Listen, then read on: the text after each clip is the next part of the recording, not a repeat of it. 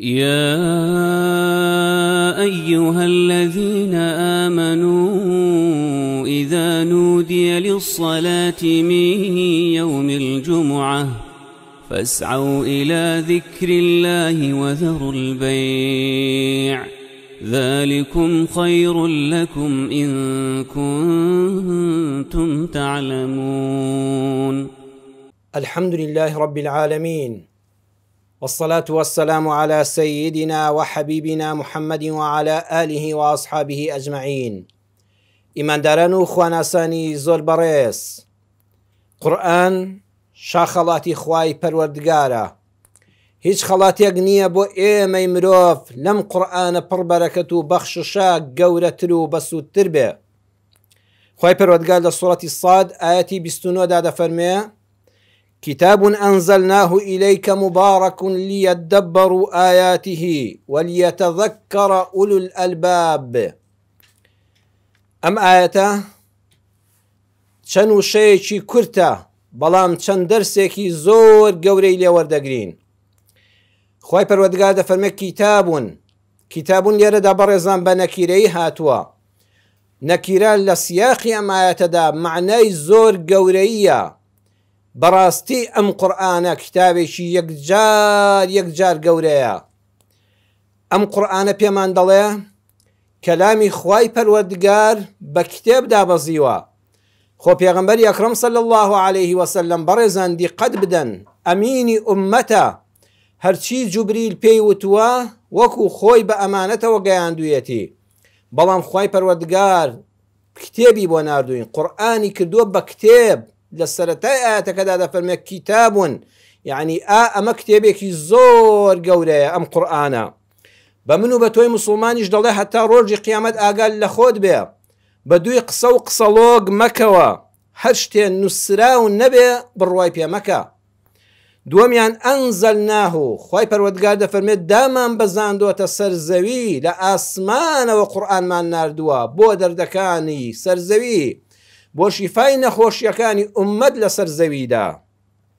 ئەم کتێبە دەستی مرۆڤی تێدا نیە، لە ئاسمانەوە هاتووە. جا بەڕێزان دیقەت بدەن، وشەکانی قورئان هەموو جار عەرزی جەنابتان دەکەم ئەهلی مزگەوت، بیسەران و بینەرانی بەڕێز، هەموو شەیەکی قورئان لەسەری بوەستە، بیری لێ بکەوە، وردی کەوە. پەروەردگار دەفەرمێ ئەنزەلناه، دامان بەزاندۆتە سەرزەوی، واتە لە ئاسمانەوە بۆ سەرزەوی.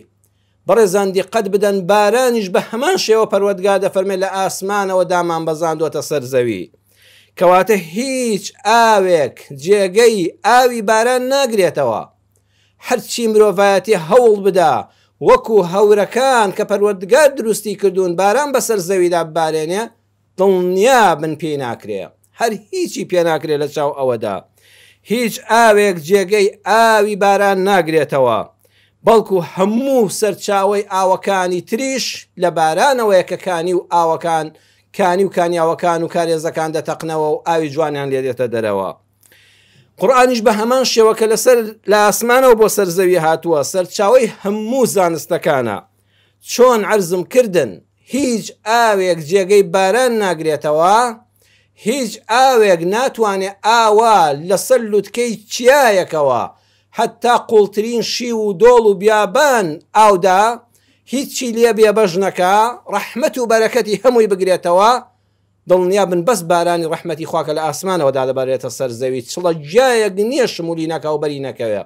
وەڵڵی خوش ئاوا پێمان دەڵێ ئەنزەلناه، ئاگادار بن هیچ کتێبێک نییە لە سەرزەویدا جێگەی قورئانەکەی پەروەردگار بگرێتەوە. ئای ماڵوێران بۆ ئەو کەسەی کەوا بزانێ غەیری قورئان مرۆڤایەتی بەختەوەردەکا و ئەبێتە بەرنامەی ژیان. پەروەردگار دەفەرمێ ئیلەیکە، بۆ لای تۆمان ناردووە ئەی خۆشەویستم، ئەی محەممەد صلی الله عليه وسلم، تۆی مسلمانی ئازیز، کاتێک کە چوویتە خزمەت قورئان و قورئانت خوێندەوە، کاتێک کە گوێت لە قورئان گرت، وشەی ئیلەیکەت بیر بکەوێتەوە، وابزانە چاوت لە پێغەمبەری خوایە صلی الله عليه وسلم، وابزانە ئەو پێغەمبەری خوایە و بۆت دەخوێنێتەوە، وشەی ئیلەیکە لەبیر بێ ئەم قورئانە لەلایەن خواوە دابەزێوەتەوە سەر محەممەد صلی الله عليه وسلم، خاتەمی ئەنبیا و مرسەلین، پێغەمبەری ئەمین، کە خوێنتەوە و لە خزمەت قورئاندا بووی، یەقینت تەواوکە وابزانە چاول لە چاوی پێغەمبەرە صلی الله عليه وسلم.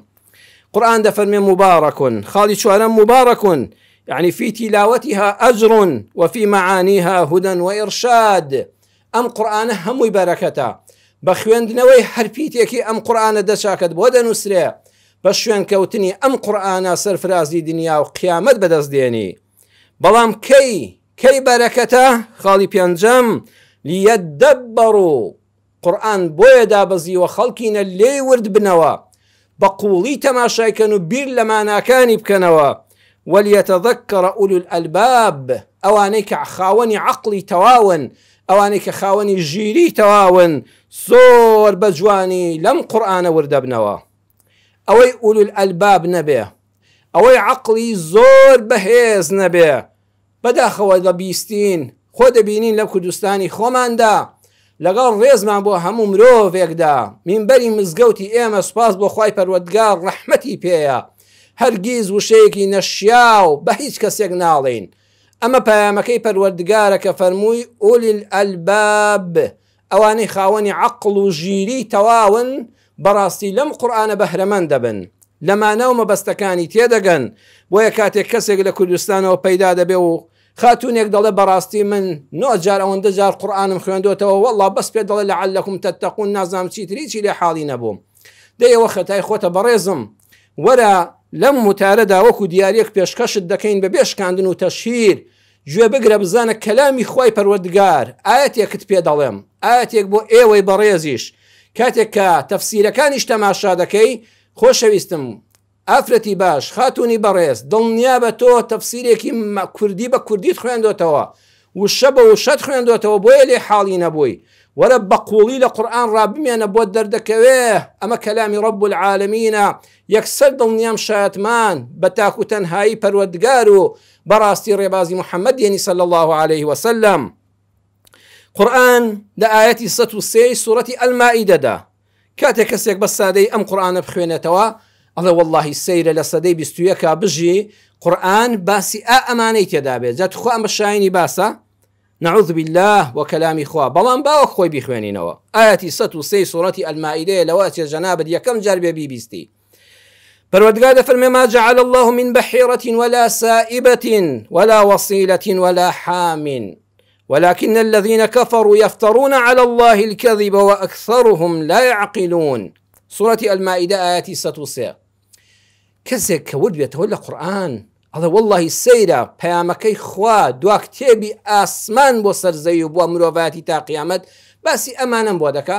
خوا دەفەرمێت 4 ئاژەڵ هەبوون لە سەردەمی پێش ئیسلامدا خەڵک بڕیاری دابوو ئەم 4 ئاژەڵانە پارێزراون لە هەموو شتێک جا با باسییان کەین.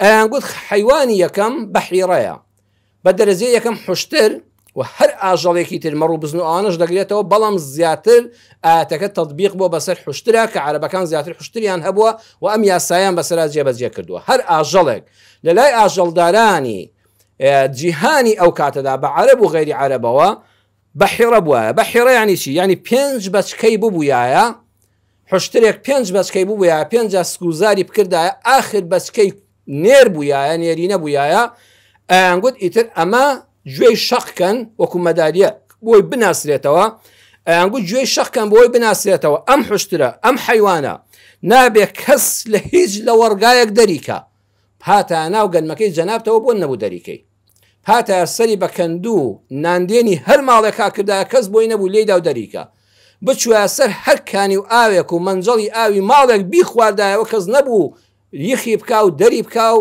بڵێ ئاوە خواردنەوەکەی لێ تێکدا.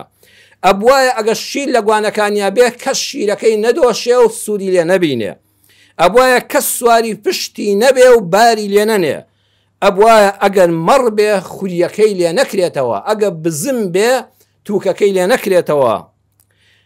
ینی بەکورتی ئەم ئاژەڵە دەبەخشرا بەس بخوا و بگەڕێ و بنوێ هیچ خێری لێ نەبیندرێ هیچ کاری پێ نەکرێ کە هێشتا زل و زیندوو بەکارە بە کوردی خۆمان خانەنشین بکرێ بخۆری بێکاری توانە زۆر. ئەمە ئەو حیوانە بوو کە خوا لە قورئانە باسی دەکە. ئەمە یەک.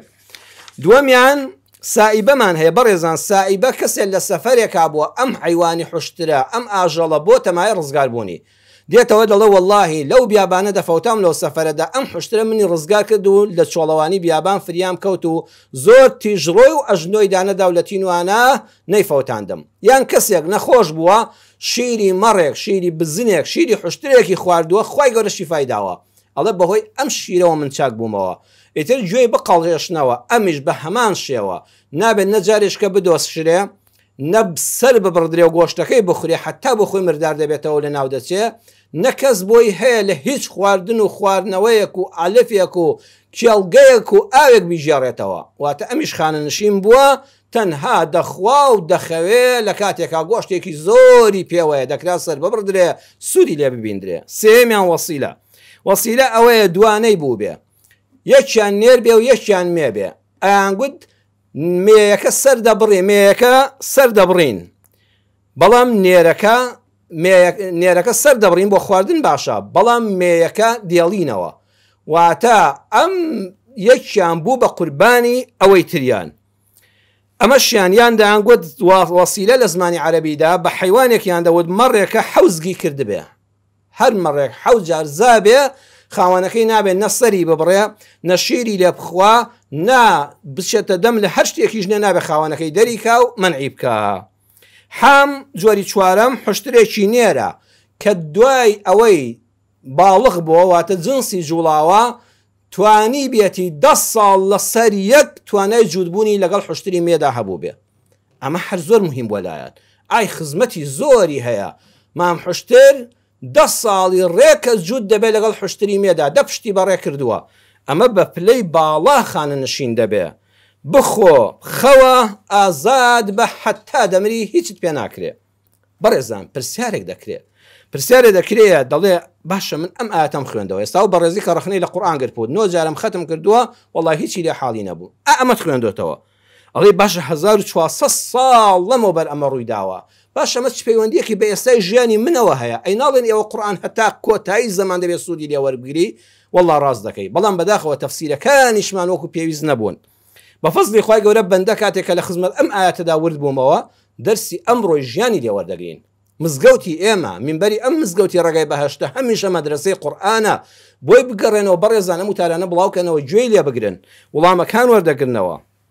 پەروەردگار لەم ئاەتەدا چەند دەرسێکی گەورەمان دەداتێ. دەرسی یەکەم دەفەرمێ ما جعل، بەڕێزان ئەمە بڕیاری ئەڵڵا نییە، یعنی ئەو خەڵکە نەفامە 4 جۆر ئاژەڵی زل و زیندوی بە توانای لە خۆی حرام کردووە بەبێ ئەوەی خوا ئەمری لەسەر ئەمە بوو بێ.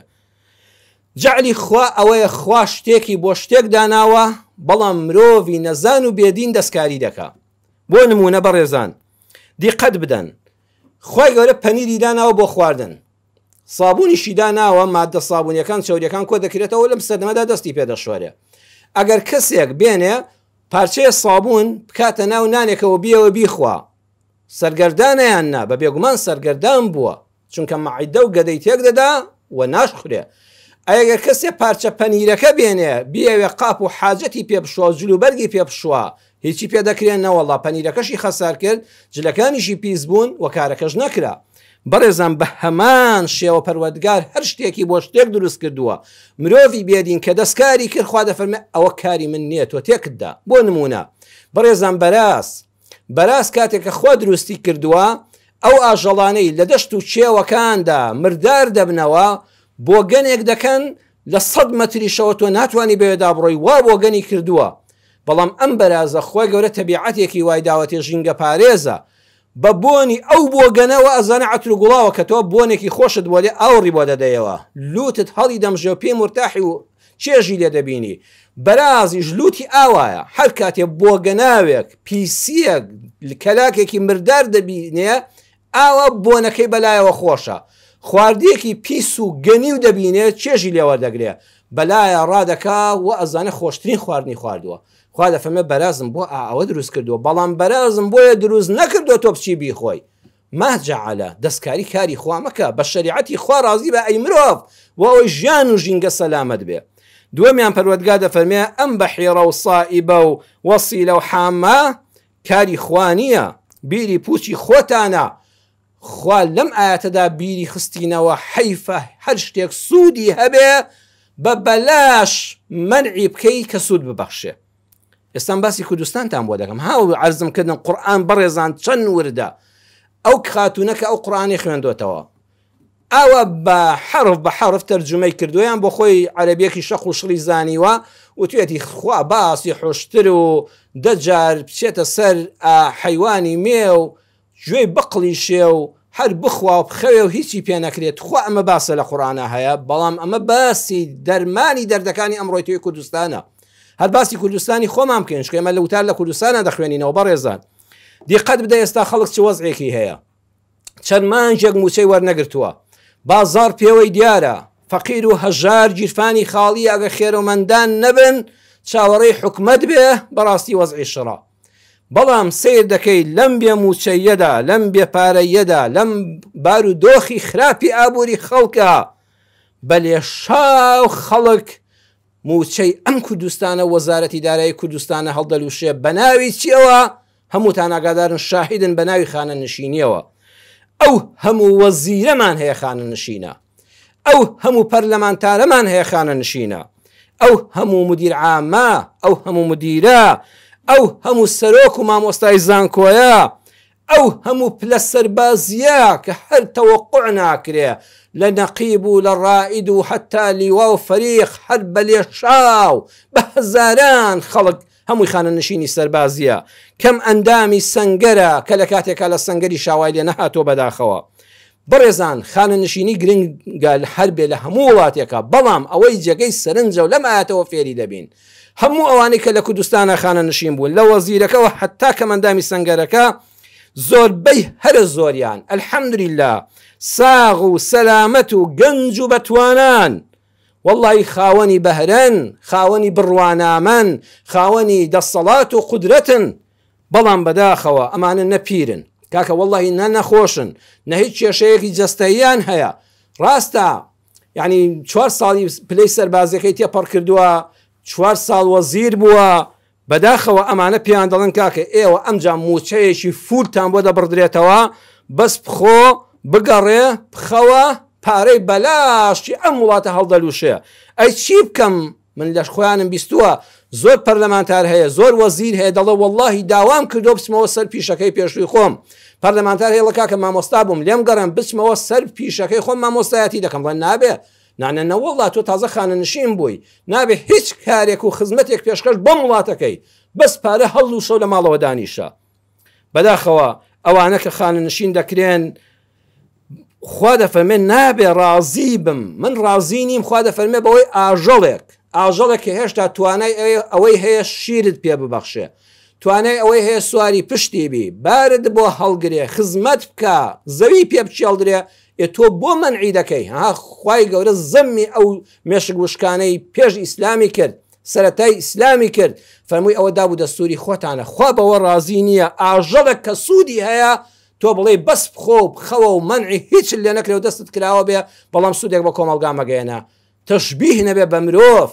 ئەی خوا چۆن ڕازی دەبێ ئینسانێک لە ئەو پەڕی تەمەنی گەنجی و جوانیدا بەس لەبەرەوەی 4 ساڵ وەزیر بووە 4 ساڵ پەرلەمانتار بووە 4 ساڵ مدیر عام بووە کە جاری وایە ئەو 4 ساڵە لە پەرلەمان و لە وەزیریەت لە وەزارەت و لە مدیریەتدا جەنابی ئەفەندی وەڵڵی بەس خەو بردوویەتیەوە بەس پارەی لوش کردووە بەس داوەتی خواردووە ئەینا خۆ هیچی بەدەست نییە زۆری پەرلەمانی ئێمە و وەزیری ئێمە بەس مەکتەبی سیاسی حیزبەکەی حسابە بەڕێزان خۆ دەسەڵاتێکی نییە ئەو پارەی لەوێ ژوەری گرتووە خەسار بووە کەچی دوای ئەوەش پێی دەڵێن بڕۆ لە ماڵەوە دانیشە بەو هەموو موچە زەبەلاحا هەر یەکێک لەوانە بەشی دە مامۆستا پارە وەردەگرێ کە مامۆستایەک بەداخەوە لە بەر گیرفان بەتاڵی ئاگەی لە دەرسەکەی ناو پۆلەکەی نییە.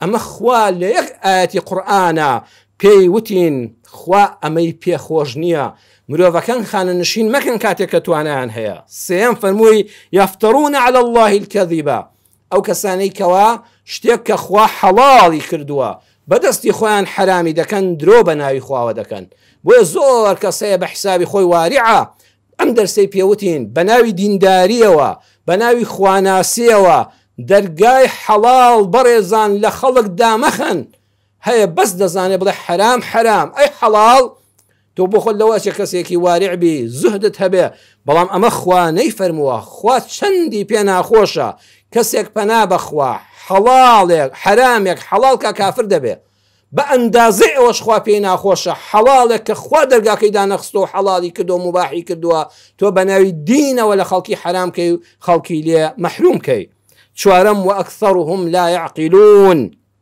مرۆڤی عاقڵ و ژیر خوا دەفەرمێ شتیواناکە زۆربەی ئەوانە عەقڵیان تەواو نییە زۆربەی ئەوانە ناتوانن کاروباری ئیداری وڵات باش بەڕێوە بەرن ساغ و سەلامەت و بەهرەدار و خوێندەوار بێنی خانەنشین بکەی و نەهێڵی هیچ سوودێک بەم وڵاتە بگەیەنێ ئەو هەموو ساڵانەش ساڵ بۆ ساڵ خانەنشینانی ئەم وڵاتە زیاد دەکەن بۆیە بەڕێزان موچە بەشی هیچ ناکە لە کاتێکا سەیریش دەکەی هەموو خەڵک هاواریەتی ئێوەرە حکومت بەس بیر لە ئاەتێکی قورئان بکەوە بزانە کێشە داراییەکانت چۆن حەل دەبن ئەو بەڕێزەی کە دەڵێ هیچ لە قورئان حاڵی نەبووم تخوا بە وردی گوێ لەم قورئانە بگرە خوا باسی ئەو چوار ئاژەڵی بۆ کردی بەڵام باسی ئەمڕۆی کوردستانت بۆ دەکاو پێت دەڵێ خوا بەوە ڕازی نییە ئاژەڵێکی سوود بەخش بەبێ سووددا بندرێ ئەی چۆن بەوە ڕازیە مرۆڤێک ساغ و سەلامەت نەپیر بووە نەبێتوانا بووە نەکەنەفتی سەرجێگا بووە نە نەخۆشی سەرجێگایە تۆ ئاوا مانگانە پارەی بدەیتێ و مەحرومی کەی لە سوود گەیاندن لە ئەوروپا و ئەمریکا ئەوانە نییە ئەبینی کەسێک وەزیرە ئەبینی کەسێک پەرلەمانتارە مدیرە هەر پۆستێکی هەیە کاتێک کە خانەنشین دەبێ ئەبێتەوە مامۆستای زانکۆ نەتان بینیوە وەرن تەماشای وڵاتانی ئەوروپاکەن وڵاتانی ئەمریکاکەن وڵاتانی پێشکەوتوی دنیاکەن کەسەکە 4 ساڵی خۆی لە پۆستەکەی تەواو کرد دواتر خانەنشین نابێ پارەی وڵات هەڵوشێ ئەچێتەوە سەر پیشە کۆنەکەی خۆی ئەچێت لە زانکۆیەکە بڕوانامەی دکتۆرا و ماستەری هەیە بە عەقد دادەمەزرێ و دەرز بە پارە دەڵێتەوە هەم خزمەت پێشکەش دەکا هەم بەنانی حەڵاڵی خۆی دەژیا والله ئاەتەکانی قورئان لەم کوردستانەدا جێبەجێ بن هەمومان بەختەوەر دەبین داواکارم لە خوای پەروەردگار یا ربی خوای بە گەورەی و ڕەحمەتی خۆت لە بەرەکەتی ئەم قورئانە یا ربی خوای سودمەند بین خوای فەرمووتە ئەم قورئانە مبارەکون بەرەکەتە یا ربی خوای بە بەرەکەتی ئەم قورئانە شیفای نەخۆشیەکانمان بۆ بنێری یا ربی خوای بە بەرەکەتی ئەم قورئانە هەر کەسێکەوە نەخۆشە خوای شیفای جەستەی بنێری یا ربی خوای دەرمانێک دەرزیەک دکتۆرێکی بۆ بکەی بە سەبەبی شیفا و یا ربی خوای ئازارەکەی لە کۆڵکەیتەوە یا ربی خوای بە گەورەی و ڕەحمەتی خۆت ئەم قورئانە بکەی بە تیماری دڵەکانمان ئەو دڵانەمان کە نەخۆشن ئەو دەروونانەمان کەماندون یا ربی خوای پەروەردگار بە ڕەحمەتی خۆت بە قورئانی مبارەک یا ربی خوای دڵ و دەروونمان ئاسوودەکەی پەروەردگار ئەم کوردستانەمان هەمیشە لە دوژمنانی لە نەیارانی لە جەنگی ناوخۆ لە عەداوەتی ناوخۆ یا ربی خوای پارێزی خوای مسلمانان هەموو لایەکمان لە ناو خۆماندا تەبامان کەی برامان کەی خۆشەویستمان کەی هەموومان بگەڕێنەوە خزمەت قورئان یا الله ئەوانەی کەوا دوورن لەم قورئانە هیدایەتیان بدەی یا ربی خوای بە وتارێک بە وشەیەکی جوان بگەڕێنەوە بە باوەشی ئیسلام پەروەردگارە ئێمەش لە خزمەتی ئەم قورئانەدا دامەزرا و ڕاوەستاوکەی هەتا دەگەینەوە دیدارت یا ربی خوای بە خزمەتکاری قورئانەکەت قبوڵمان کەی آمین آمین والحمد لله رب العالمين يا أيها الذين آمنوا إذا نودي للصلاة من يوم الجمعة فاسعوا إلى ذكر الله وذروا البيع ذلكم خير لكم إن كنتم تعلمون